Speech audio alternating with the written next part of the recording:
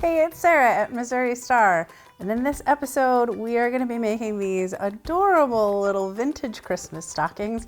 I'm going to show you everything you need to do to make these stockings and to personalize them with a little bit of embroidery. Let's get to it. So for this project, let's go through the materials that we're going to need. We'll be working with the cantata yarn from Cascade Yarns. I adore this yarn. It's got a very special construction. It's a tube it's like a net tube. Remember those little finger trap toys maybe that you had when you were a kid? When you pull on both ends, it gets really tight. So it's kind of like that. So it's a tube like that that's made out of cotton thread. And then they blow, with a big fan, they blow superwash merino fibers at it as that net is being made.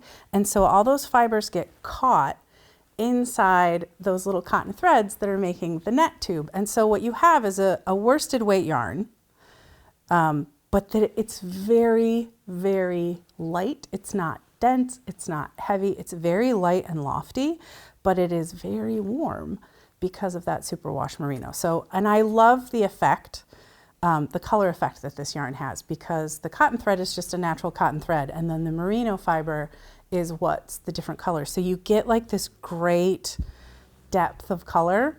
So I just love the effect of this. So that's the yarn that we're using. It's 70% cotton, 30% superwash merino. That's the special construction. There is 200 some odd yards, 218 yards for each skein. And you really only need one skein of this yarn to make a stocking. So the little red stocking over my shoulder there, that was made with this yarn, one skein, and there's quite a bit left over when you're done. So if you wanted to pick up two skeins, you could do two colors, like the stocking over here, the green stocking over here, and then you could swap out the colors. So if you picked up two skeins, you can make two stockings. Lots of fun. So just one skein if you want to do a solid color stocking. We'll need scissors, we'll need stitch markers, you'll need your tapestry needles and a tape measure. And we are using US size 8 5.0 millimeter knitting needles. You're going to need double pointed needles for this. We're going to be working in the round, and it's not quite big enough for you to use 16-inch circulars. So double pointed needles are your friend. You're going to need at least 4. You could do it over 5, whatever your preference is. So those are our materials. And the cantata, we have lots of great colors in the cantata. I think we have like 25 different colors. There's at least 2 different greens. There's this nice bright Christmassy green, and there's a deeper, darker sort of foresty green. There's a great red, there's pinks, blues, all kinds of really good colors. All right, so we're gonna cast on. I'm gonna use this nice pink, and we're gonna do a long tail cast on, and that means you need a long tail. So I'm just gonna pull a long tail. There's plenty of yardage here. If it's too long, I can always cut it off. And I don't start with a slip knot. Lots of folks start with a slip knot, but I always find that texturally leaves a little knot that's different than the rest of the stitches that you cast on, and I'm not a big fan of that, so I don't do it that way. So this is how I do it. I just start with my yarn, and I pop my needle underneath and give it a twist. And that's my first stitch. That's really all that you need to get started. And then you're gonna hold your yarn in a sling like this. So I show you that again. You open it up so that you've got a loop over your index finger and a loop over your thumb. You're gonna go under the outside of your thumb, under the inside on your index finger, and then bring it back through the loop on your thumb and let go. And just give it a little tug to snug it up onto your needle. You don't want this tight. So I'm not gonna really pull on those.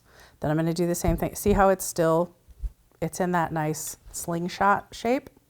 I'm just gonna keep my index finger on my needle to keep those stitches in place. Under the outside of my thumb, under the inside strand from my index finger, back through the loop over my thumb, slip my thumb out, and then if I just pop my thumb under that yarn and give it a little tug, it slides that stitch up onto my needle. So let me repeat that for you slowly so you can see it. Under the outside, under the inside, through the loop, snug it up. So that's your long tail cast on. You've got to do 60 stitches. But Sarah, this is a short little needle. How am I going to put 60 stitches on it? You're not going to put 60 stitches on it.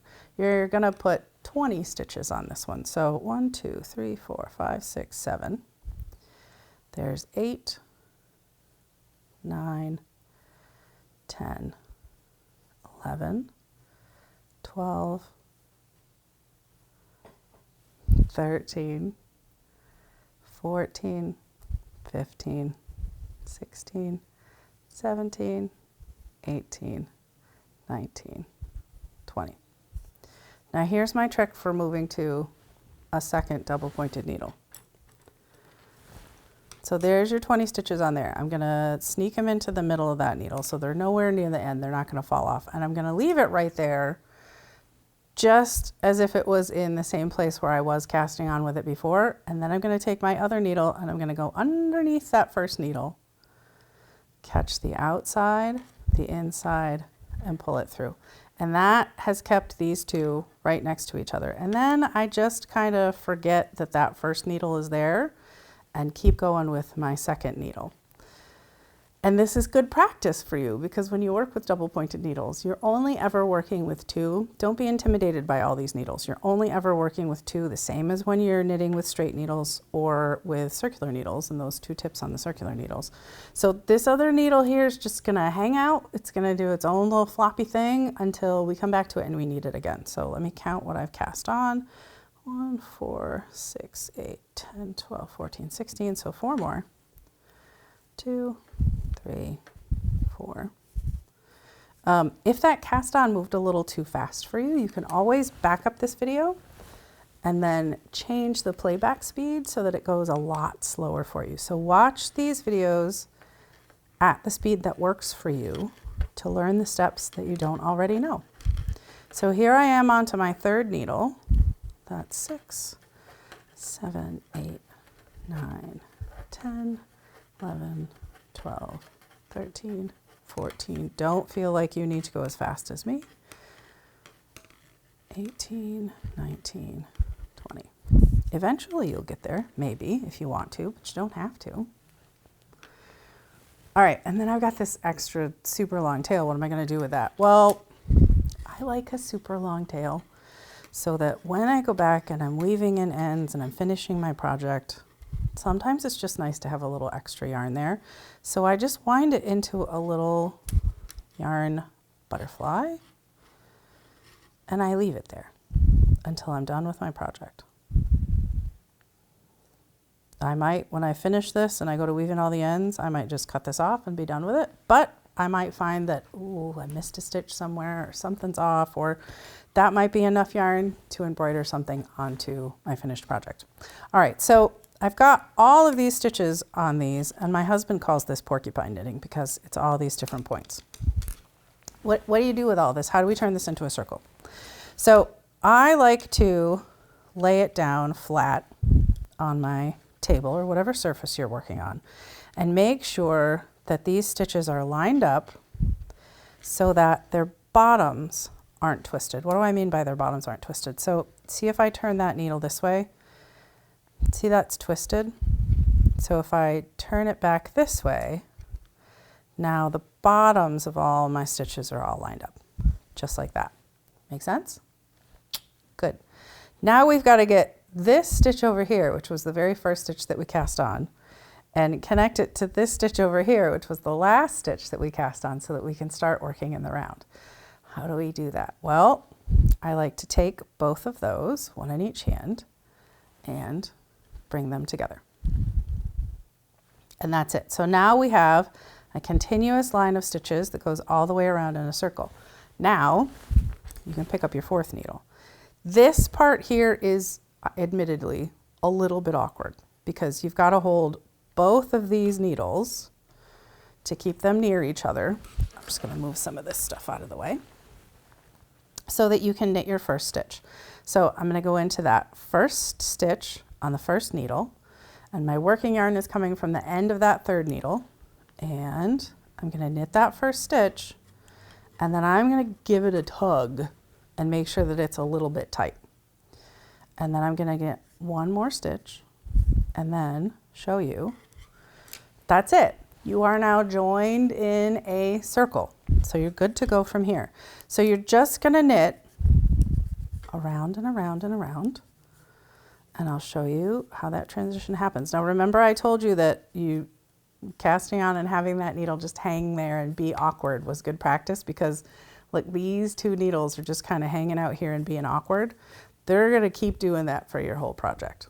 Anytime you work with double pointed needles, the needles that you are not working with are just hanging out. You just got to learn to accept their awkwardness and kind of ignore them. They're doing their job. They're not really in your way. All right, and so here I am at the end of my first needle. I'm just going to sneak those stitches onto the middle, and then the whole thing's going to rotate counterclockwise so that I can start to work on the second needle. And then it's just the two needles in my hands, and I'm moving stitches from one needle to the other. And you can knit however it is that you knit. You don't have to hold your yarn the way that I hold my yarn. Everybody learns differently. And this isn't even exactly how I learned to knit. It has changed over the years. Don't be afraid to change little things so that it's easier for you. You may hold your yarn separately like this to yarn over. That's totally fine. There is no wrong way to hold your yarn as long as you're making your stitches properly. You might be a continental knitter, so you might hold your yarn in your left hand and pick at your yarn like that. There's no wrong way to do this. Whatever works for you. All right, that's the end of my second needle. The whole thing moves counterclockwise, and then I move on to my third needle. And that's it. You're just moving needle to needle as you work your way through this stocking pattern. Now, you're knitting every round, and you're going to do that for 20 rounds. So when you get to the end of this third needle, that's the end of round 1. Can you believe it? You've already knit your first round. So that's the end of round 1.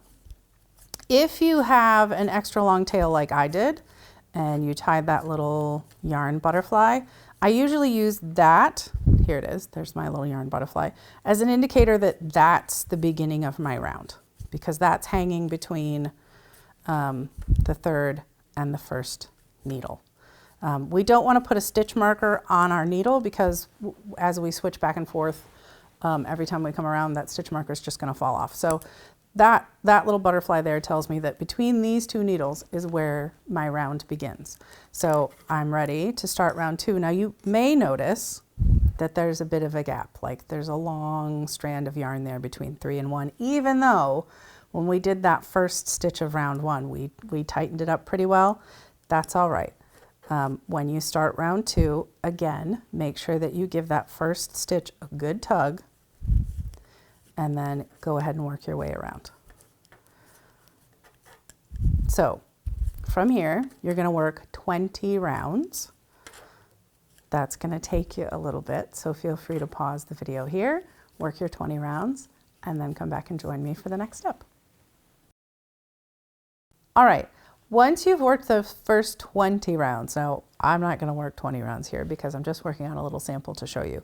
Once you've worked those 20 rounds, our next round has some decreases. So that helps to shape the stocking a little bit, because it's a vintage stocking. So we kind of want the feel of what stockings used to be, which is actual stockings that people used to wear. And so those were shaped a little bit for people's legs.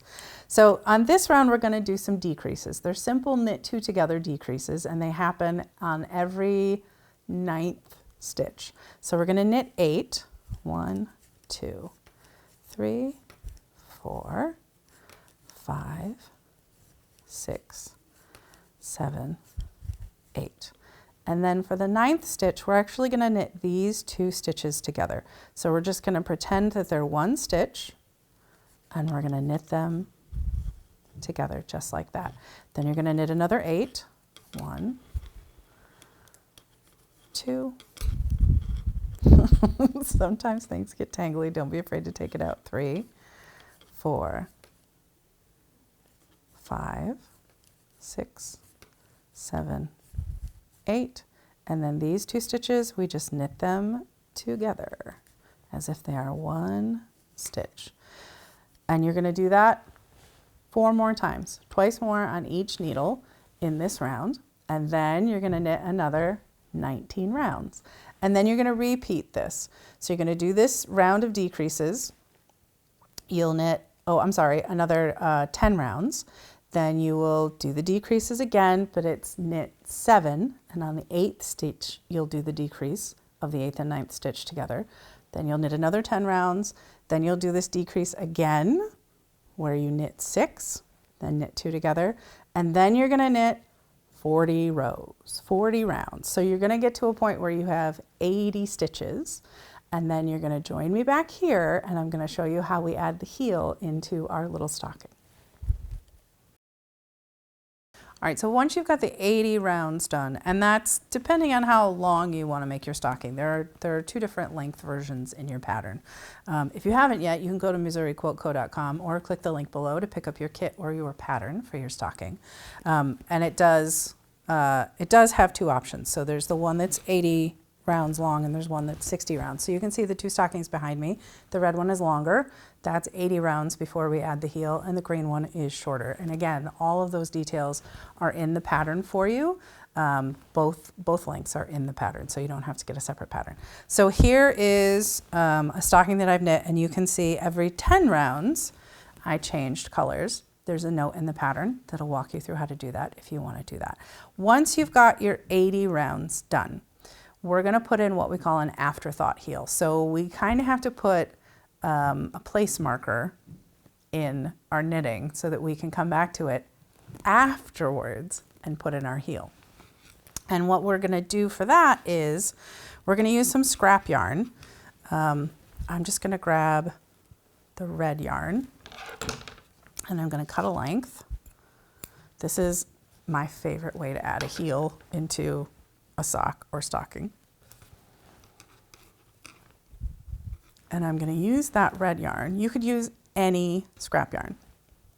You want to make sure that that scrap yarn is the same weight as what you're using. Like you wouldn't want to use a sock weight yarn or a chunky weight yarn if you're doing this in worsted weight yarn.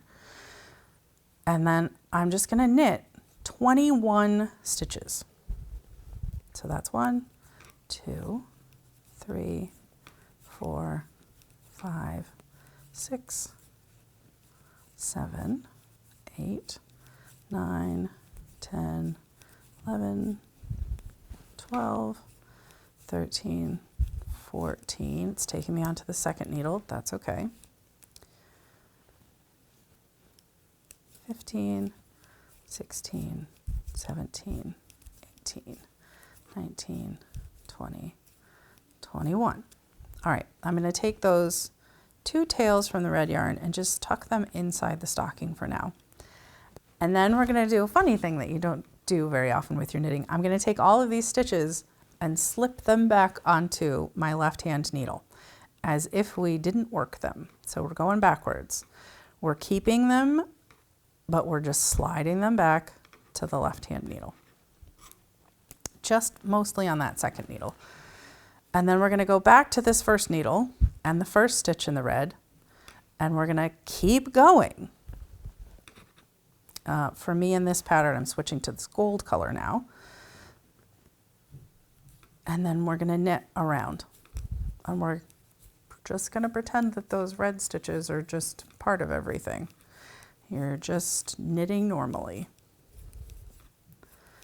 Because later on in the project, we're going to come back and we're going to take these red stitches out, and that's where we're going to put our heel. I'm just going to move this yarn over here so it's easier.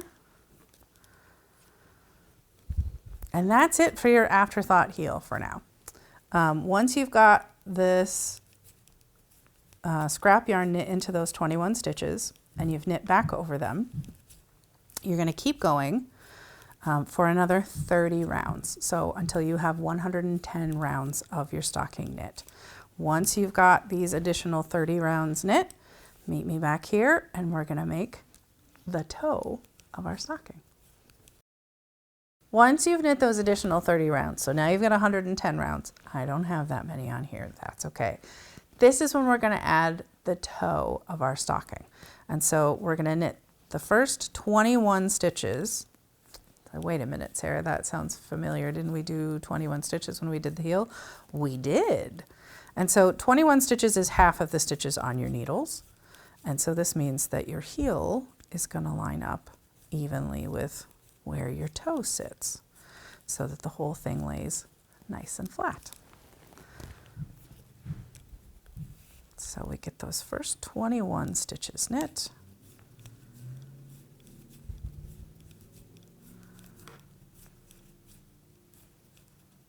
And now we're going to put a stitch marker in our work. So if you have a ring stitch marker, you can use that. If you just have a safety pin hanging out, you can use that. I like these locking ring stitch markers because I also crochet, and these work both for knit and crochet pieces. So that's it. You're going to knit the first 21, you're going to drop a stitch marker, and then you're going to go all the way to the end of the round. Sarah, why am I putting a stitch marker there? Well, we're going to start doing decreases for the toe. So we've made this nice long tube, and now we need to close that tube up into the toe of the stocking. And what we're going to do is mirrored decreases. So that toe is going to go from a tube shape, and it's going to start to close in into a rounded toe shape. And so we're going to do decreases on both sides. We know where the beginning of our round is, because that's where that break between the first and the third needle is. And if you need a reminder, if you sort of lost track of where that little yarn butterfly was all the way down here, you can always take a second stitch marker and you can put it between the stitches on your needle. So it's in the body of your work and not on your needles, so that when you come around, that reminds you that that's the beginning of the round. All right, so now we're ready to do our sock decreases. Just move this over here. And for this, we're going to start right at the beginning of needle 1, and we're going to do what's called a slip, slip, knit. So we're going to slip this first stitch as if we were going to knit it, but we're going to put it all the way on the right-hand needle. We're going to slip the second stitch as if we were going to knit it, but let it go all the way over onto your right-hand needle. Then you're going to take your left-hand needle and come back through the front of both of those stitches so that your right-hand needle now is behind those stitches, and then knit those two together, just like that. And then we're going to knit, nothing fancy pants, until there are 2 stitches left before our next stitch marker. So that'll take me all across this first needle, onto the second needle. You've gotten really good at those needle transitions at this point because you've knit 112 rounds at this point. All right, and here we are. I have 2 stitches before that next stitch marker. And so now I'm going to do a stitch that should be familiar to you, knit 2 together. And that's just knitting these 2 stitches as if they're the same stitch, knit 2 together just like that. Then we're going to slip the stitch marker from the left to the right needle. And then we're going to repeat that process. So we're going to slip 1 as if to knit, slip 2 as if to knit, slide our left needle back through the front of those stitches so that our right needle is behind them, and then knit those 2 together, and then knit until there are 2 stitches left before the next stitch marker. So that takes me onto my third needle, and I'm going to knit all the way across until there's 2 stitches left. Easy peasy, lemon squeezy. I love a project like this in stockinette where it's just all knitting. I kind of go into autopilot mode. Okay, so then I've got 2 stitches left, and I'm going to knit those 2 stitches together, just like that. Not bad. Good job. You did your first toe decreases. So you're going to then knit the next round, no decreases at all, and then you're going to repeat a decrease round and then just a knit round until you've gotten to round 123. At that point, you should have 18 stitches left in total, and then we're going to graft those together or Kitchener stitch those together. So go ahead and continue those decrease knit rounds until you're down to 18 stitches, and then meet me back here and I'll show you how to graft it all together. Once you've got all of those decrease rounds done on your toe, we're going to graft it closed. And I like a technique called a Kitchener stitch. So we've got 18 stitches left. It's still on 3 needles. So what I'm going to do is actually transition to 2 needles. So I've got 8 stitches on my first needle. So I'm going to take a stitch off of that second needle and put it onto the first needle. And because of how all my decreases lined up, I can get rid of that stitch marker now. That means I only have 1 stitch left on needle 2. So I'm going to slide that over onto needle 3. Now this will feel awkward because you can't really knit this way, but that's okay. We're not going to be knitting these stitches. We're just going to be stitching them together. So I'm going to get my tapestry needle out at this point. And this is a worsted weight yarn. So I want one with a larger needle. I love these chibi needles, the bent tip needles from Clover. They come in a nice case, and the bent tip on them makes weaving in ends and doing stuff like the Kitchener stitch nice and easy. So I'm going to cut my yarn. I've given myself a nice long tail. I'm going to thread my tapestry needle here. All right, and then for Kitchener stitch, we're going to be sewing back and forth between these 2 needles, bringing these stitches together in a way that looks like it's just continually knit over this end. So there is a little bit of a setup that we have to do here first.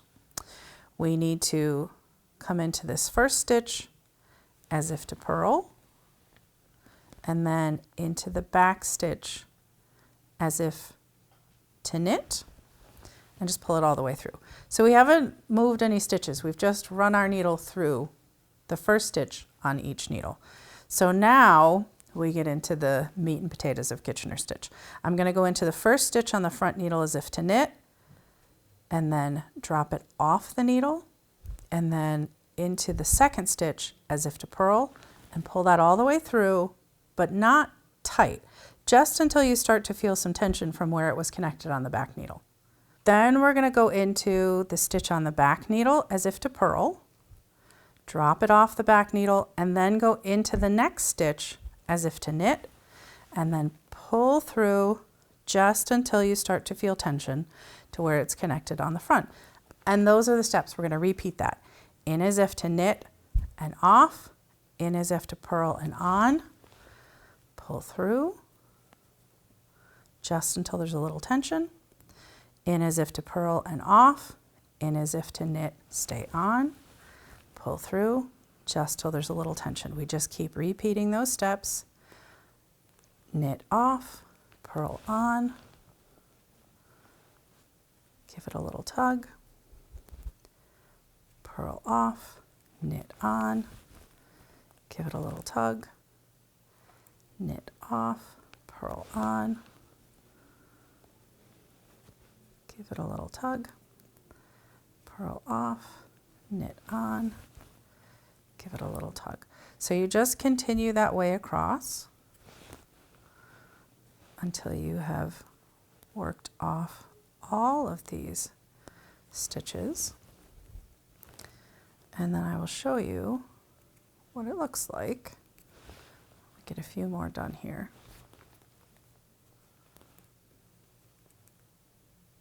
And the instructions for this are in your pattern. So if I open this up a little bit, you can see that it doesn't look like there's a seam. It just continues across the toe of the stocking. It's just a really neat technique that gives you an almost invisible seam. I'm almost here at the end. It's a little awkward at the end because you're down to just 1 stitch on each side, and this has become a 2-step process, right? So this is what I like to do at the end. I go in as if to knit and off, in as if to purl and off, and then I pull through both. And that, it does leave a little bit of a nubby tail there, but this is, you're perfectly placed to weave in your ends now. So then I like to take that yarn and tuck it to the inside where I can feel the needle, and then I'll turn that stocking inside out, pull it all the way through, and then you can weave in your ends. Especially when you've done stockinette, the back side of your work is so easy to weave your ends in. So you can see where the yarn travels, and I just like to follow a strand of yarn. So we go down into those 2 stitches, and you see where this strand of yarn continues under here. So then I'll go up through those 2, then over here. So I'll come down through those 2. And this is where that little bent tip of the needle comes in handy. It really helps you to get through those stitches. So you want to weave about an inch and a half of yarn into your work. Then you can snip it, and it's finished. Let me turn it back around so you can see it. So there's our toe, the toe of our stocking. Isn't that nice? So nice. You can see where we did our decreases. And then here's that red line. That's our heel. Now, this toe is very, very, very short because I didn't work the knit rounds in between. This is just our sample so that you can see, but your toe will be considerably longer. And then you can see where the toe lies flat with those stitches that we set aside for our Afterthought heel. So those stitches are only on that side of the toe, so that when the stocking is opened up, you can see that heel is going to line up with the toe so that the whole thing lies flat. But how do we make that heel, Sarah? This is my favorite part. This is literally my favorite part. I'm just going to get that out of here. I am going to find the end of that red yarn on the inside. There it is. And pop it out to the outside. And then you're ready for a gasp moment. I'm just going to rip this yarn out. I'm literally just going to pull it and pull it until the whole thing pops out. Now, the yarn might break, and I might have to pull it from the other side, and that's okay. Are you ready? I'm going to take my hand away. It's okay. Because now we have, it doesn't look like it's changed very much. Oh, but it has, because if I put a little bit of tension on either side, these are just going to pop open. See that? Isn't that fun? No, it's not fun, Sarah. Those are live knitting stitches, and they could drop and ruin the whole thing. They could, but it's not going to ruin your life.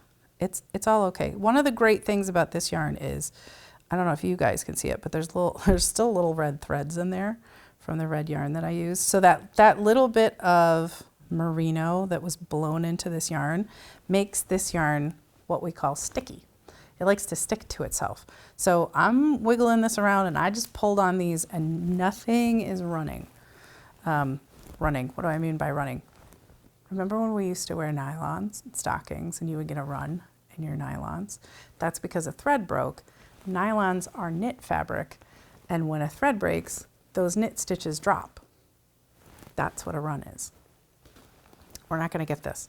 So we have all these live stitches, and all we do is put them on our needle. Look for one of your needles that has a pointier tip, and just slip all these stitches onto your needle. That's it. You're just slipping them onto your needle. You want 21 stitches from each side, because that's how many stitches there should be. And we'll double check that after we put them all on our needle. So part of the reason I made this stripy stocking is so that when we did this part, you guys would be able to see the difference in the two sides. All right, I've got one little stitch over here that wants to run. So I'm just going to catch him with a separate needle and lift him up. There we are. And then I can slip him onto this needle. Okay, then I'm going to come over here to the gold side. That's the foot side of my work. And I'm trying to put these stitches on my needle so that they're oriented properly, so that when I go to knit, it doesn't twist them. And that means that if you're just looking at a flat loop of yarn, when you put it on your needle, you want the right hand side that's facing you, the right hand side of that loop to be on the front of the needle, and the left hand side to be on the back. So when these loops are just sitting flat facing me, I kind of have to come from behind to put them on my needle properly. There we go, almost done. Let's see, I've got one there. Oh, and I've got one more hiding here in the corner that looks like he wants to drop down. So I'm just going to lift him up, give him a little tug, then I can slide him on my needle. All right, let's count and see if we've got 21 on each needle for a total of 42, which is what you should have. 2, 4, 6, 8, 10, 14, 16, 18, 20. 2, 4, 6, 8, 10, 12, 14. Nope, we're going to count those again. 2, 4, 6, 8, 10, 12, 14, 16, 18, 20, 21. So we're one short on this side. Why? Well, because one was the stitches that were coming in, then we put them on hold, and one is the stitches that were going out from there. So all you have to do is pick up a stitch, and that's easy enough to do. I'm going to go back here to the beginning of my round. How do I know it's the beginning of my round? Remember our little yarn butterfly? That's between needles 1 and 3. I'm going to knit 14 stitches. Let's see, that's 5, 6, 7, 8, 9, 10, 11, 12, 13, 14, because I want to get my work back to being on 3 needles. So there's 14. Then here's 1, 2, 3, 4, 5, 6, 7. Now, it feels like there's a big gap here between these needles. So what I'm going to do is go down here, see that bar, that strand that lives between these 2 stitches. I'm going to pick it up. I'm going to give it a little twist, and I'm going to knit into it. That's my 8th stitch. Then I'm going to knit 9, and I'm going to give that a tug so it's nice and tight. 10, 11, 12, 13, 14, and then we should, knock on wood, have 14 stitches left for our 3rd needle. Let's see. 1, 2, 3, 4, 5, 6, 7, 8, 9, 10, 11, 12, 13, 14. So there you are.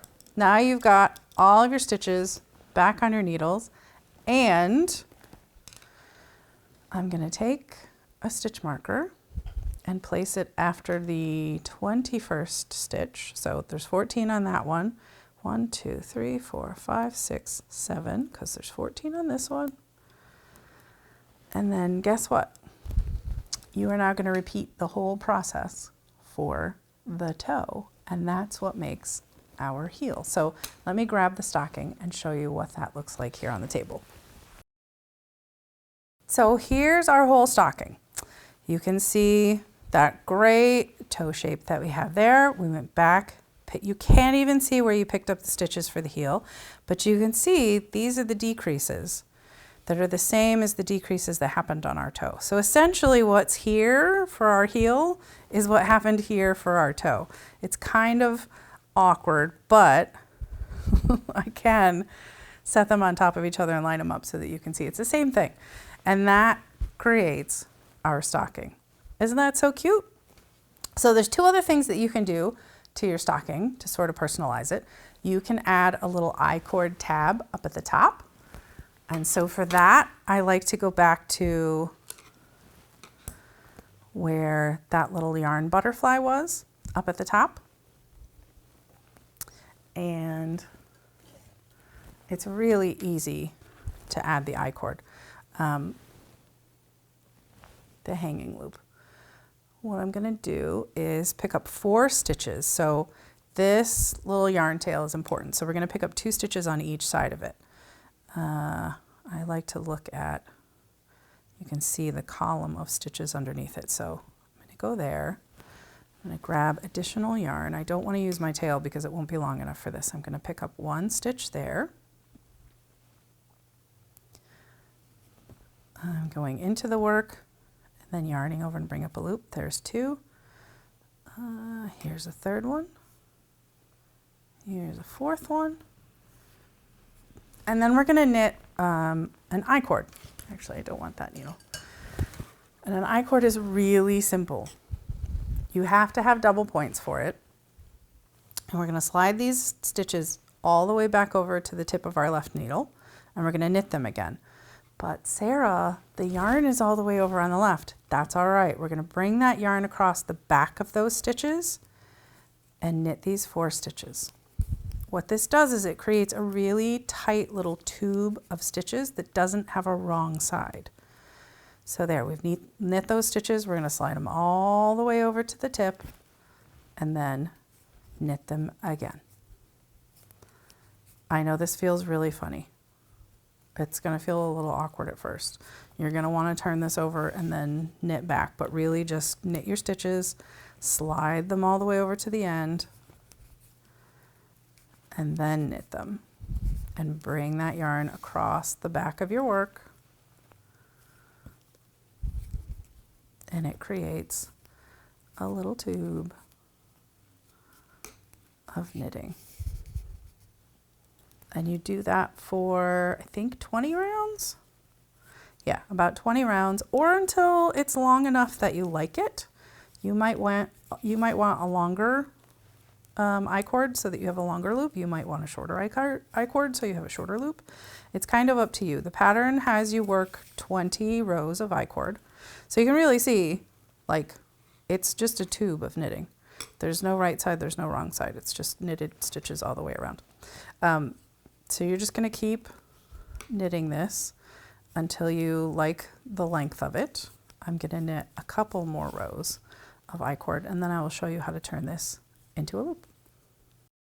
When your I-cord is at 20 rows, or whatever length makes you happy, you just bind it off. So knit 1, knit 2, and then lift that first stitch up and over the second stitch, knit another stitch, pick that first stitch up and over the second stitch, knit the last stitch, first stitch, up and over. Then you can cut your yarn with your handy dandy patchwork scissors, which are super sharp. Snip. Make sure that you give yourself enough of a tail, and then you're just going to pull that tail through that open stitch. Make sure you give yourself enough of a tail that you can weave in the ends. Never cut your tails really short. Always give yourself at least 6 inches. And then I'm going to thread my tapestry needle. So here's my I-cord. It's just like a strand. I'm going to take the top of it and bring it back down to the base. So that makes our nice little loop. And then I'm just going to sew it in place. This is nothing fancy. I'm just doing a whip stitch. Sewing the base of that I-cord to the inside of the stocking. I'm doing 4 stitches, 1 for each stitch of the I-cord. Remember that you'll have the tail from where you started your I-cord and the tail from where you started your stocking there. And then I'm gonna stitch just behind each of those stitches to sort of lock it in place.